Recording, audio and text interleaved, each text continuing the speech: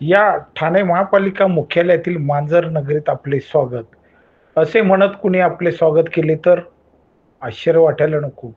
पण ठाणे मुख्यालयातील पहिल्या मजल्यावरील एका विभागात काही भूतदयावादी काम करत आहेत. त्यांच्या प्रेमापोटी मुख्यालयात मांजरीचा वावर वाढला आहे.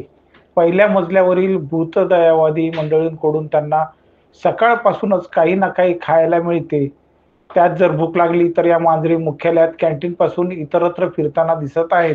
मांजर हा पाळीव प्राणी आहे. अनेकांच्या घरात हेलन, रंभा, सोनी असे नावे असणाऱ्या मांजरी असतात.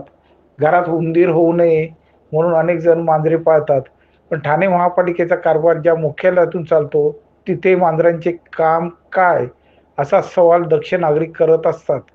मुख्यालयातील मांजरींबाबत कोणी तक्रार केल्यास एकतर त्याला केराची टोपली दाखवली जाते किंवा त्याच्याकडे कानाडोळा करण्याकडे प्रशासनाचा कल पाहायला मिळत आहे.